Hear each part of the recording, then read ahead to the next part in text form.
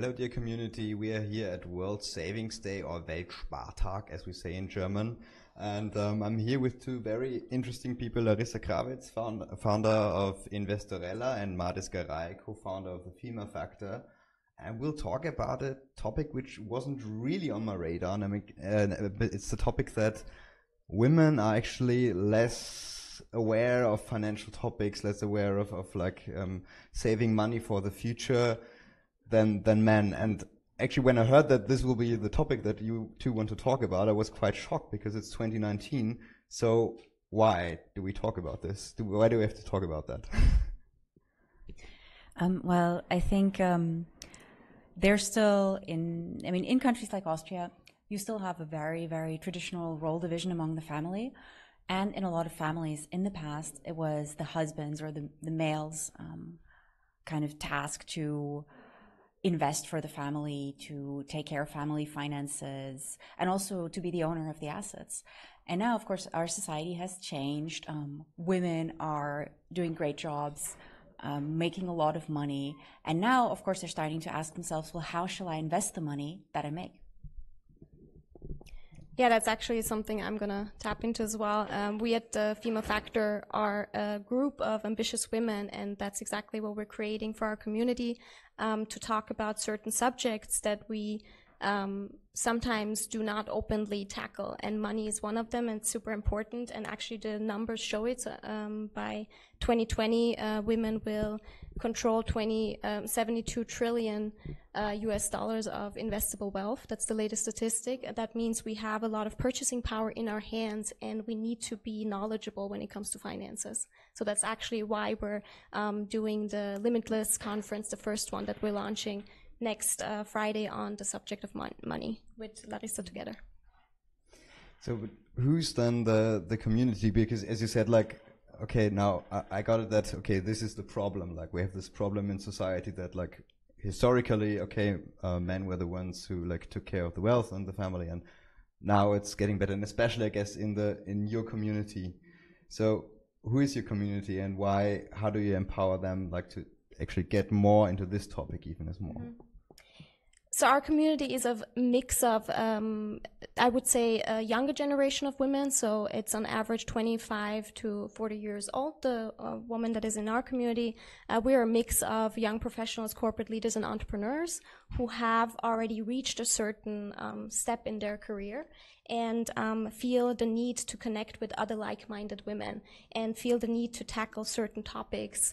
And that's why we actually created the Female Factor, to bring these women together and not only create a great network that you can rely on when it comes to business and also your personal development, but also to give high quality knowledge. And knowledge is the biggest weapon we have as women if we want to have an impact, and money is part of that power. And an important part.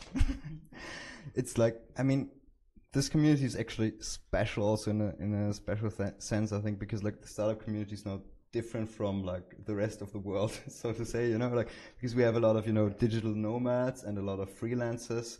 How does that actually affect, like, women who are freelancing, who are coming from abroad, who are going abroad, when they take care of their financial needs? Financial investments? A lot of the women who come to my workshops are in that situation, because if you have a regular job in the same country over the course of 20, 30 years, of course you're going to be in the state retirement system, but especially young entrepreneurs, digital nomads, people who work in different countries and move around a lot internationally, sometimes they might not be able to benefit from state retirement. So they should really start planning at a very young age for their retirement, but also just to start building wealth and to be able to live off passive income one day. Especially as an entrepreneur, this is extremely interesting, because then you have the money part set, and then you can pursue all your passion projects, do the things you love, go live in another country, and all of these things. And we want to show women how they can approach this. And with passive income, you don't mean shady things like affiliate marketing links or something? No, I mean, just to be clear with that. No. I mean completely legal things like collecting interest from bonds, collecting dividends, those kind of things. But I think what is also important for us is the whole mindset and the whole relationship that we have with money, because often women see it as a negative topic.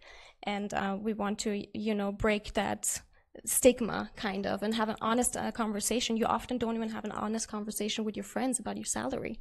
You often do not, negotiate your salary the way that you should do it, actually. And that's why we tackled that topic as well. But it's really a full-on experience that we want to give from negotiating your salary up to investing into stocks, up to when does it make sense to invest into property. And also, what is the right money mindset? Maybe I had like some fuck-ups or failures in that sense, and let's share that. Let's honestly talk about it, yeah. And perhaps also really, because in my opinion, money is fun. Like it's fun to like watch the stock markets, to see like how things develop and so on. So do you also teach that? Like give them like the impression of like, I don't. Well, you can't really teach fun, but the workshops we do are definitely fun. I chase people around the room because we do something called live trading, where we actually invest real money. This is usually not done in finance and investment seminars. I don't think there are any in the German-speaking area or in Central Europe that use live money or real money for live trading. And in order to pick the stocks that we've analyzed as a group, I make the women attending the workshops decide by placing themselves in different corners in the room, depending on which stock they believe is the best one for our portfolio. We actually did that already in summer once with Larissa. So we had a masterclass for 60 women, and the feedback was amazing. And they actually formed peer-to-peer groups where they talked about their investments together afterwards, because it's an ongoing journey. And that's also what we're trying to do, really have it as a long-term and sustainable thing that we're providing. So and then you also get like into the depth of like the different asset classes. Like I think that beforehand you told me like you see one team is stocks and the other team is ETFs. So. Well, in the live trading, I usually split the group into two teams: team stocks, team ETF, depending on what kind of investment ideas they should be looking for. And in this case, we're going to have everybody together, but we are going to buy some ETFs and some stocks. First of all, because it's a good way to diversify, and usually people don't necessarily start off by buying single stocks as the first asset they purchase. Usually people start with diversified ETFs that are less risky than single stock and funds. But I actually don't recommend funds, because I studied financial mathematics, and there are a lot of studies out there that show that about 80% of funds don't actually outperform their benchmarks. And with ETFs, you don't have that problem, because ETFs usually are, or they represent the benchmark, and funds have higher fees than ETFs. So with ETFs, you are usually better off. And those are also some of the details that we go into in the workshops, like how to analyze investments, investment products, what the different asset classes are, and what to look for in an investment, especially, and also where to find free data. Free data. Free data, yes. Are those actually also the topics which you cover in your podcast, in the Investorella podcast? Yes, we have 15 episodes. Actually, 13 are already out.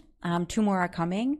And we discuss everything from sustainable investments to how to start investing kind of by lowering unnecessary expenses, how to buy your first stock and your first ETF, why women invest less than men, how to hedge your risk, how to buy your first property. We actually did a podcast on that as well. So it pretty much covers all of the investment basics that you need to get started. How long is one episode? Because like how to invest in a property, you probably need some time to explain that, right? Well, episodes are between 30 minutes and an hour, depending on the topic. Yeah. We don't really have a hard limit for the episodes. And in that episode, I pretty much talk about the real life experience of buying my own investment property.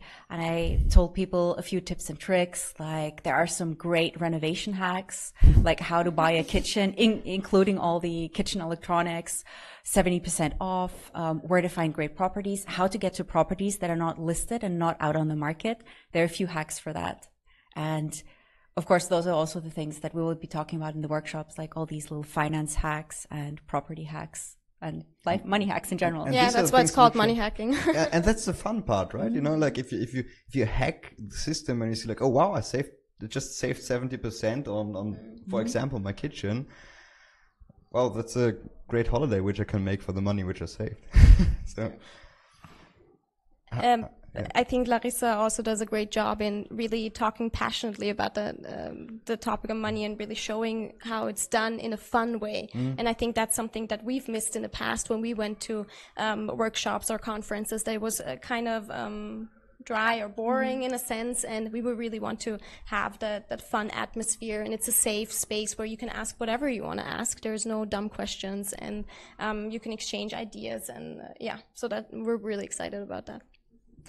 How do you stand in terms of ethical investment, ethical, sustainable ETFs and things like that? Like, because like, you know, it's this one thing of like, okay, now I have money, I want to invest it in, well, okay, I should actually like, you know, save money for later when for the rough times, but I have the possibility to also save the world. So what do I do? What's better?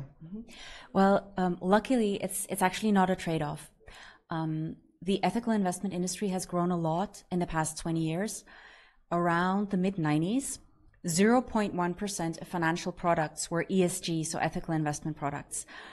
This basically tenfolded until the mid-2000s. It was 1%, and right now 10% of investment products have an ethical investment focus. So this is a huge growing market.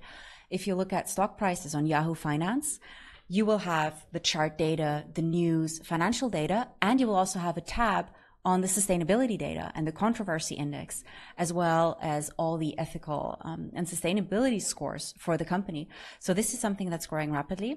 And now that we have enough data over the past 20 years, financial mathematicians have actually made studies where they compared ethical investments to regular investments, and the ethical investments in many cases outperformed the regular investments. So it's not either doing good or making money. It's actually you can do good and make money at the same time. Which is quite a good combination. That's amazing. And that's actually Yahoo Finance now is one of the tools which you mentioned before, like to get free data, right? Yes, and there also, in terms of ethical investments, there are a few really good startups out there as well, like CleanVest, for instance, that analyze sustainable investments. Tomorrow Bank, which is basically, I think, backed by GLS, a sustainable bank in Germany. In Germany, there is Umweltbank AG, for instance, which is kind of a green bank. So there are a lot of financial products already in the area of sustainable and ethical investments.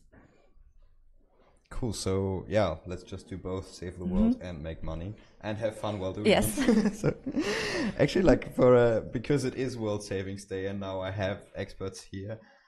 What is like the one piece of advice for like planning your financial future, like hacking your money, which you can give to our community out there for today? There's one thing that I always like to say, and it's among my golden rules for investment. You have compound interest and you have the dividend reinvestment factor, so it makes sense to start investing as soon as possible. And there's a very, very, very nice Chinese saying that basically states, the best time to plant a tree was 20 years ago. The second best time is now. So that's something that I always tell my workshop attendees. So start with it either on World Savings Day or next Friday when your conference is actually going on. So that's like, I think there's still tickets left, right? Yes, we still have tickets left. And also, hint, members of the Female Factor can actually attend for free. And next to Larissa, we have over 20 speakers. We have 30 partners on board. It's a full day mixed with little surprises as well and some announcement from our side. We will really dive deep into the topics with 90-minute masterclasses and have experts from crypto like Anita Posch, but also Marietta Babos, who's doing the Damensache, which is also new on the market. What is that? Damensache, she really tackles the whole topic around retirement and pension, and that we cannot rely on men anymore because also on average we live longer, and the divorce rates are rather high. The divorce rates are almost 50%. So yeah, we need to think about retirement now already. Cool. So if you're interested, dear community, go check out the tickets and see you there on Friday. Thank you. Thanks and happy Halloween. And happy Halloween. And don't be scared of investing. Money is not scary.